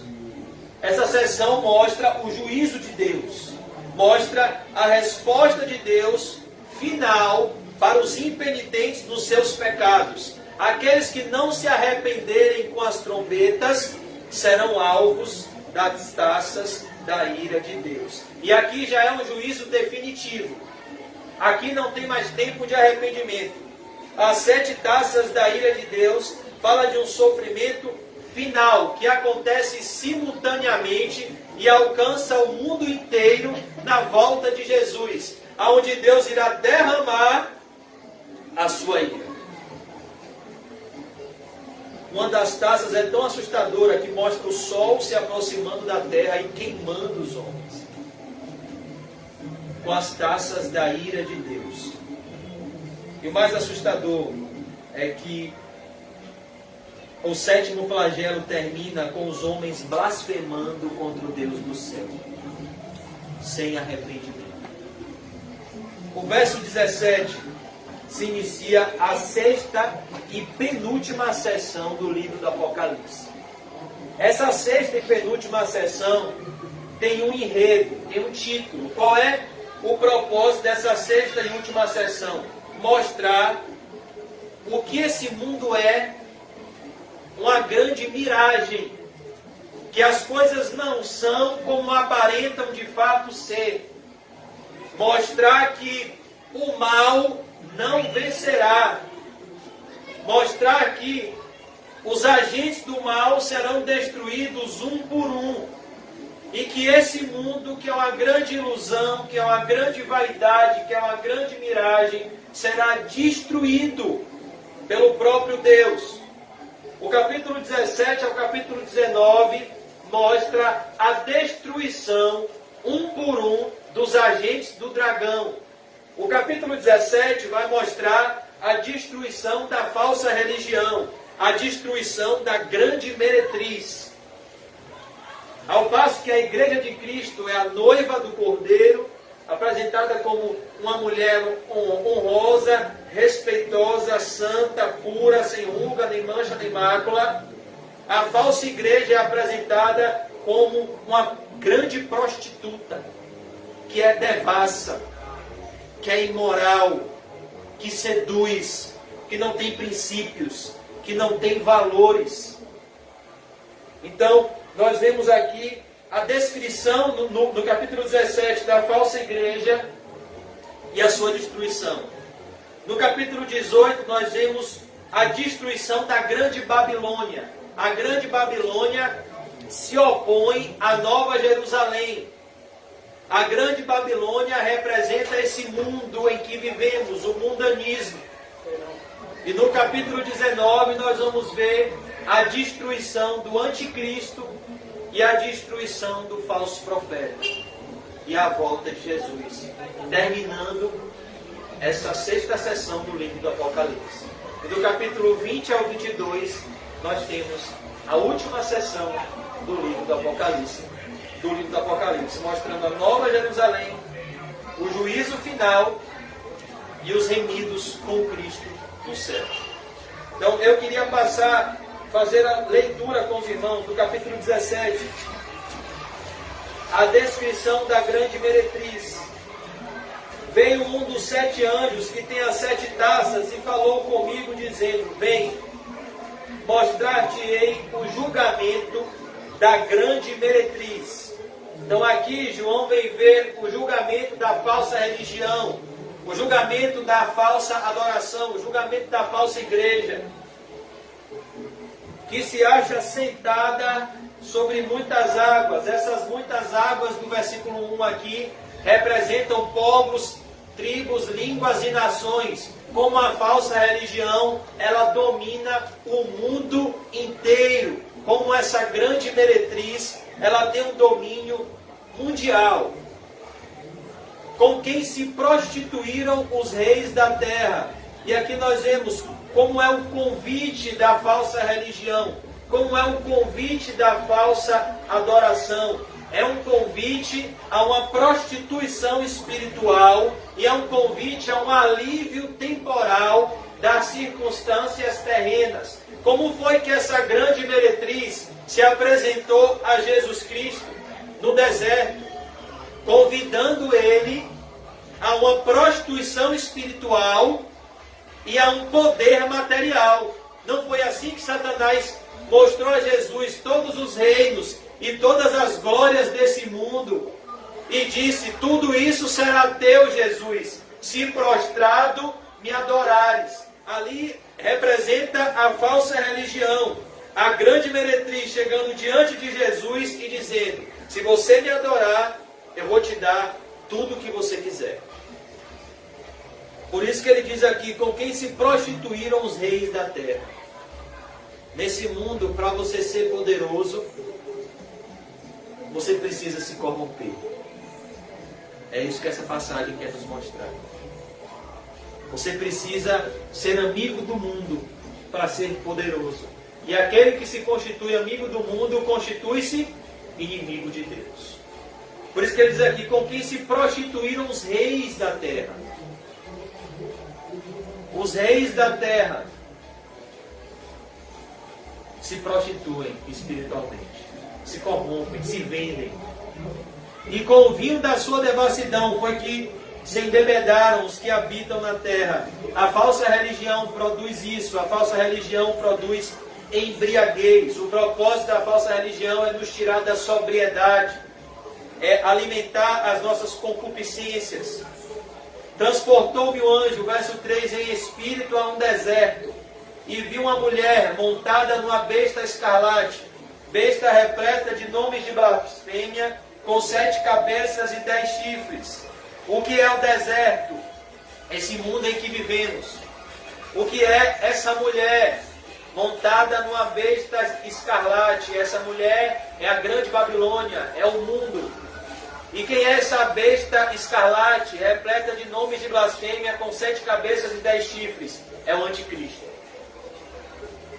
O mundo estará montado sobre o anticristo. O mundo estará sob o governo do anticristo e de mãos dadas com a falsa religião no período do fim. Achava-se a mulher vestida de púrpura e de escarlata, adornada de ouro, de pedras preciosas e de pérolas. É isso que o mundo oferece. O mundo oferece riquezas. É isso que a falsa igreja oferece, prosperidade material. Tendo na mão um cálice de ouro, transbordante de abominações e com as imundícias da sua prostituição. É isso que nós vemos no mundo. O mundo tem esses valores. Tudo por dinheiro. A falsa igreja também tem esses valores. Vestida de púrpura e de escarlate. Aqui nós vemos a diferença da verdadeira igreja para a falsa igreja. A verdadeira igreja tem riquezas. A falsa igreja, perdão, tem riquezas. Tem púrpura, tem escarlate, tem poder. Porque ela está de mãos dadas com o mundo. Então ela recebe do mundo as riquezas do mundo. Por isso o apóstolo João diz, os falsos profetas, eles são do mundo. Eles falam que o mundo quer ouvir e o mundo os ouve. E o que acontece? Eles prosperam. Essa mulher aqui, vestida de púrpura e de escarlate, adornada de ouro, pedras preciosas, tendo na mão um cálice de ouro, transbordante de abominações, com imundícias da sua prostituição, nós podemos ver aqui a Igreja Universal do Reino de Deus, a Igreja Internacional da Graça de Deus, a Igreja Mundial do Poder de Deus, a Igreja Assembleia de Deus. Nós podemos ver aqui inúmeras igrejas, Casa da Bênção, Paz e Vida, a Igreja Presbiteriana. São essas igrejas aqui que estão como essa mulher, poderosíssimas, porque elas já se corromperam, elas já se venderam, e elas recebem aqui na terra a sua consolação. Verso 5, na sua fronte achava-se escrito um nome, um mistério, Babilônia, a grande, a mãe das meretrizes e das abominações da terra, o mundo, o mundanismo. Então vi a mulher embriagada. Olha que cena João vê. Vi a mulher embriagada. Olha o que o mundo quer fazer comigo e com você. Olha o que o mundo quer fazer com a nossa fé. Olha o que o mundo... É por isso que a Bíblia diz, não ameis o mundo, nem nada que no mundo há. Se alguém amar o mundo, o amor do Pai não está nele. Vi a mulher embriagada com o sangue dos santos. Por isso que João, quando termina essa visão, ele fica assustado. Ele vê essa mulher aqui bebendo sangue, que é o sangue dos santos. E com o sangue das testemunhas de Jesus. E quando a vi, versículo 6, admirei-me com grande espanto. João aqui, ao ver essa visão, ele fica assustado com a sagacidade e o ódio do mundo pela igreja verdadeira, pelos santos de Cristo. É um ódio tão grande que ele não, que além de matar, quer beber o sangue. O anjo, porém, me disse, por que te admiraste, João? Dir-te eu o mistério da mulher e da besta que tem as 7 cabeças e os 10 chifres e que leva a mulher. A besta que viste era e não é. Por que essa expressão era e não é? Porque o anticristo já tiveram na história da humanidade símbolos do anticristo. E ao mesmo tempo ainda não é o anticristo decisivo e final que irá se revelar no fim dos tempos. Está para emergir do abismo e caminha para a destruição. Está falando aqui da ascensão do anticristo. E aqueles que habitam sobre a terra, cujos nomes não foram escritos no livro da vida desde a fundação do mundo, se admirarão vendo a besta que era e não é, mas aparecerá. Ou seja, as pessoas ficarão admiradas com a ascensão do anticristo. O anticristo vai ascender de uma forma gloriosa, de uma forma espantosa, de uma forma que irá trazer a atenção do mundo inteiro. ele vai ser adorado pelo mundo inteiro. Ele vai trazer a solução aparente de todos os nossos problemas. Aqui está o sentido que tem sabedoria. As 7 cabeças são 7 montes, nos quais a mulher está sentada. O domínio do anticristo será mundial. Seu domínio vai ser sobre o mundo inteiro. Por isso, número 7, 7 montes. São também 7 reis, dos quais caíram 5. Um existe e outro ainda não chegou. E quando chegar, tem de durar um pouco. Que 7 reis são esses? São reinos na história da humanidade, onde os líderes desses reinos foram tipos do anticristo. É por isso que ele diz aqui, caíram 5, um existe no período do apóstolo João e outro aparecerá. Que 5 reinos são esses? O reino do Egito, o reino da Assíria, o reino da Babilônia, o Império Medo-Persa, o reino da Grécia, quando a Grécia dominou o mundo inteiro.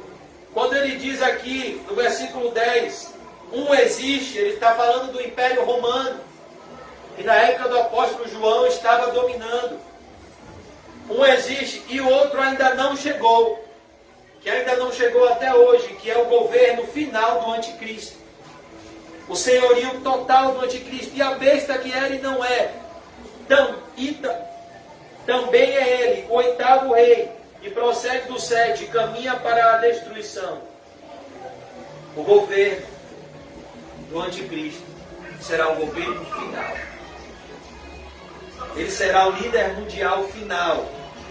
Será o último líder mundial antes da volta de Jesus. Ele será o último presidente mundial.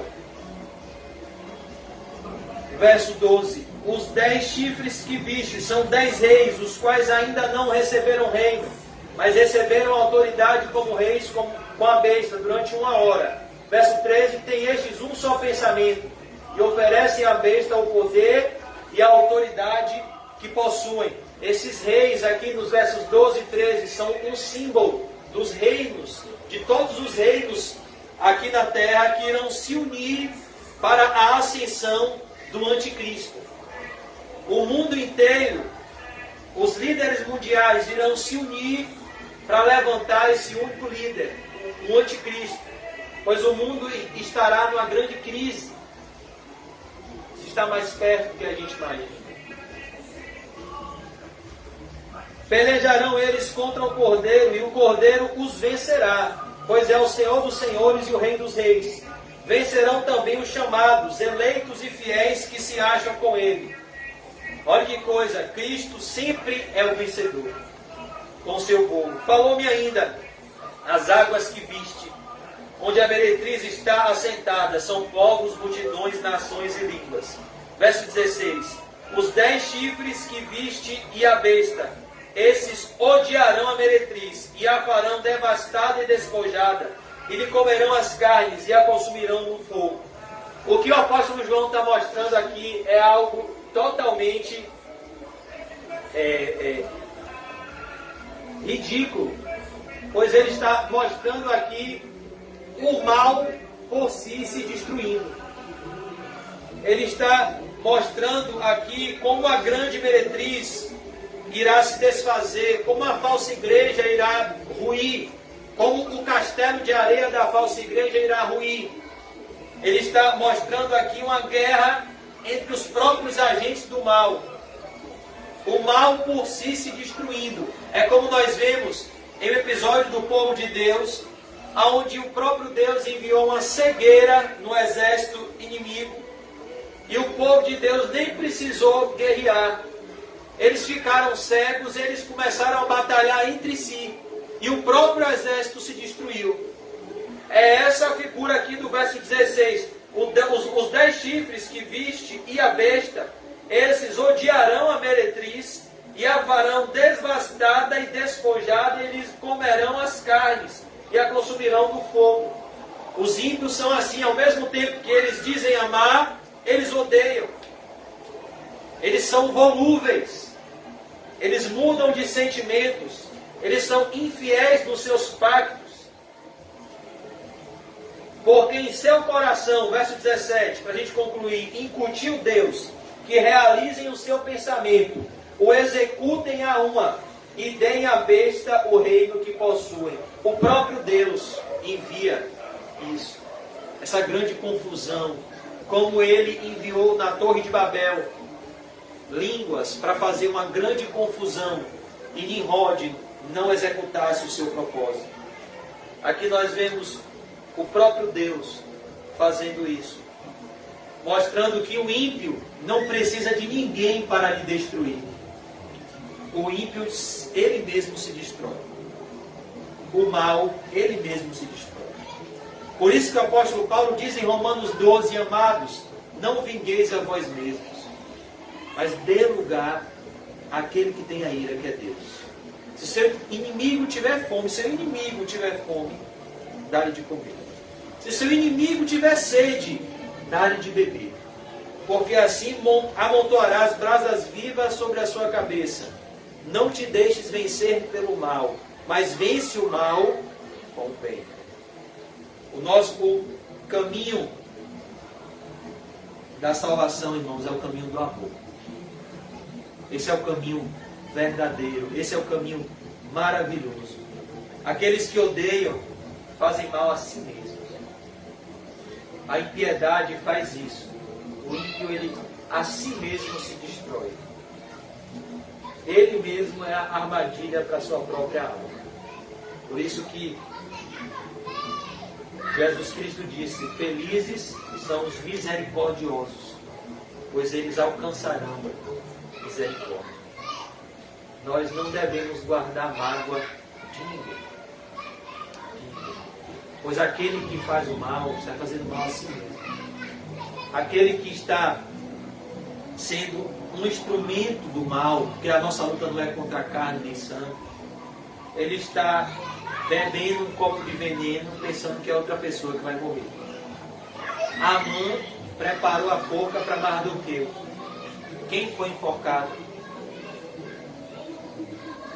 Então, quem faz o mal, quem deseja o mal sabe que esse mal vai vir contra si mesmo. Por isso que o Senhor Jesus ensina no Sermão do Monte, em Mateus 7,12: aquilo que você deseja que os homens vos façam, faça também a eles. Faça também a eles. Porque a lei da colheita, do plantio e da semeadura sempre irá se cumprir. Verso 18, para concluir: a mulher que viste é a grande cidade que domina sobre os reis da terra, a grande Babilônia. O mundo, a grande meretriz. O mundanismo é como essa mulher que manda nos reis da terra, que manda no coração dos homens. E eu pergunto, irmãos, será quem está reinando no nosso coração? O mundanismo ou Cristo? Quem está imperando nas nossas vidas, os valores de Cristo ou os valores do mundo? Porque deixa eu te dizer, amados irmãos, são valores opostos.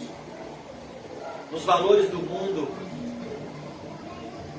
felizes são os que se impõem, felizes são os ricos, felizes são os poderosos, felizes são aqueles que não têm princípios nem valores, mas fazem de tudo para subir.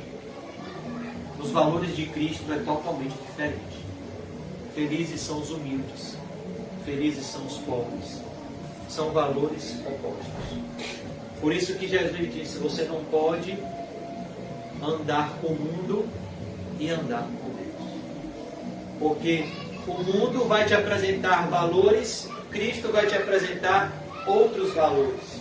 O mundo vai te apresentar o caminho da maldade, Cristo vai te apresentar o caminho do amor. São caminhos totalmente diferentes. O mundo vai dizer: ajunte tesouros na terra. Jesus vai dizer: ajunte tesouros no céu. O mundo vai dizer: se vingue, Bote na justiça. Jesus vai dizer: ame, perdoe, abra a mão, caminhe a outra face, caminhe a outra légua, dê a outra face. São valores opostos. Por isso que Cristo não pode reinar no nosso coração se os valores do mundo estiverem dentro de nós. É necessário que haja uma transformação na nossa mente, uma renovação do nosso entendimento, para que nós possamos abraçar os valores de Cristo e rejeitar os valores do mundo. Porque o que o mundo quer fazer comigo e com você é nos fazer alvos da ira de Deus. O que o mundo quer fazer comigo e com você é nos afastar do caminho de Cristo, do caminho do amor, do caminho verdadeiro, do caminho da verdadeira felicidade. Sabia que quando você ama, eu vou concluir com isso, quando você ama, a pessoa mais beneficiada por amar é você?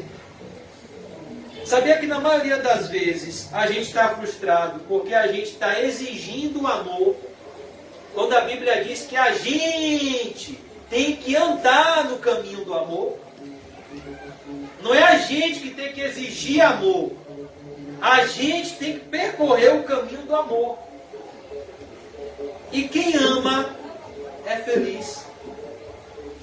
Quem ama tem o seu coração limpo. Quem ama é livre até de doenças aqui na terra. Porque o amor é libertador. E Jesus disse: aprendei de mim, que sou manso e humilde de coração, e vocês encontrarão descanso para as vossas almas.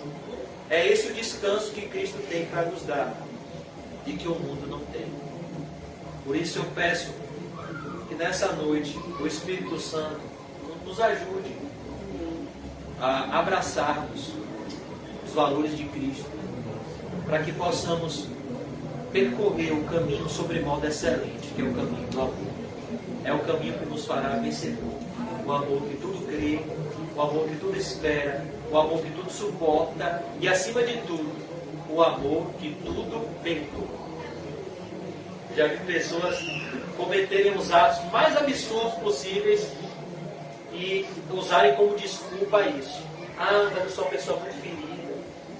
Ah, mas quando eu era criança, eu fui isso, eu fui aquilo. Não, o perdão restaura tudo.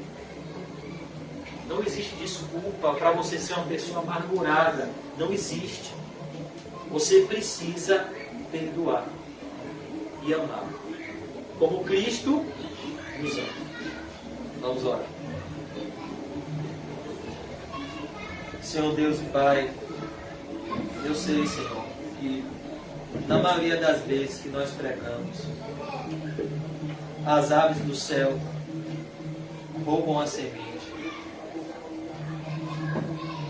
E esse é um trabalho que nos deixa desanimados, porque nós não vemos os resultados aqui na terra.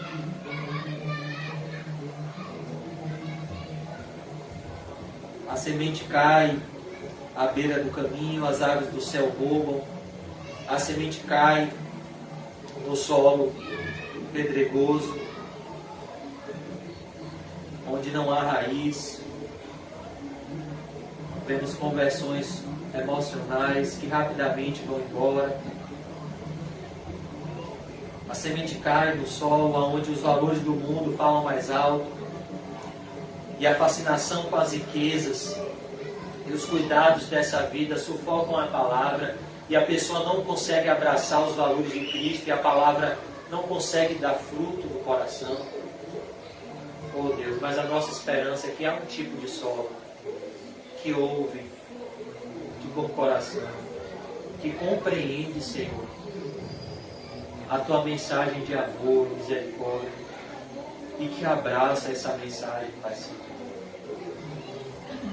e dá frutos dignos de arrependimento, frutos que permanecem por toda a eternidade, uns a 30, outros a 60, outros a 100 por um. Senhor, nos faz esses solos frutíferos. Que nessa noite possamos abraçar o nosso chamado e a nossa missão. Que nessa noite, Pai, possamos, de uma vez por todas, abraçar, Jesus, os Teus valores. Obedecer, Senhor, não só falar, não só ouvir, Senhor, mas obedecer de verdade, Senhor, os Teus ensinamentos. Nos livra, Senhor, da hipocrisia e nos ajude a pôr em prática, pois o Senhor disse que aquele que te ama de verdade é aquele que ouve os seus mandamentos e os guarda. Que não sejamos como aquelas pessoas na época de Isaías, que o Senhor mesmo disse: esse povo me honra com os lábios, mas o seu coração está distante de mim. Senhor, em nome de Jesus, eu peço que o Senhor nos ajude a ter um amor verdadeiro por Ti e Te obedeça. Se até hoje, Senhor, o nosso amor por Ti foi falso, que o Senhor mude isso, em nome de Jesus. E nos dê por Ti um amor que seja verdadeiro. Não um amor, Senhor, que Te esquece quando sai da igreja, mas um amor que caminha contigo em todos os lugares e que em todos os momentos se lembra do dia em que os nossos pecados são perdoados na cruz. Nos dá esse amor, Senhor. Esse amor que não sai da cruz e esse amor que obedece. Esse amor que obedece, Senhor. Que obedecer é muito melhor do que sacrificar. Nos ajude a Te amar, Jesus. Porque o Senhor é a pessoa que mais merece ser amada em toda a história. O Senhor é indecepcionável. O Senhor é bom em essência. O Senhor é amoroso. O Senhor é santo, é justo, é puro.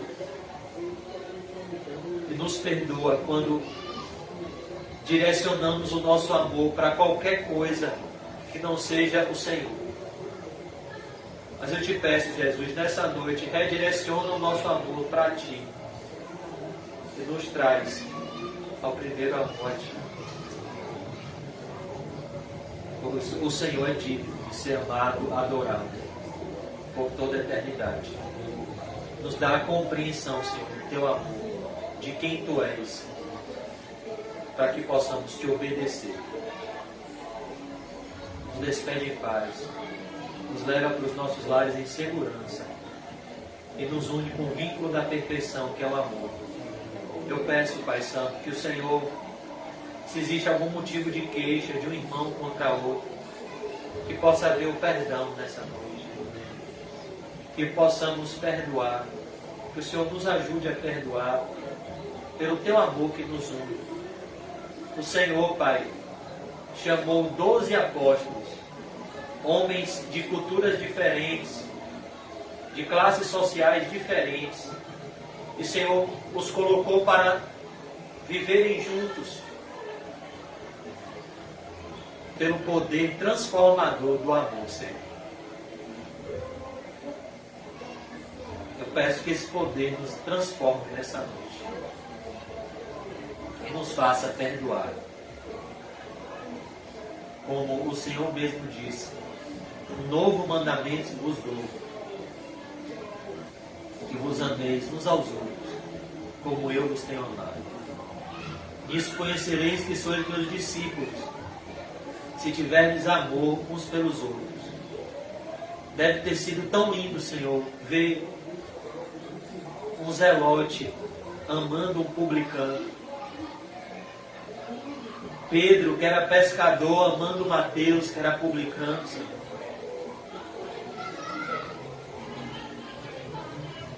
E esse é o caminho que o Senhor tem para nós.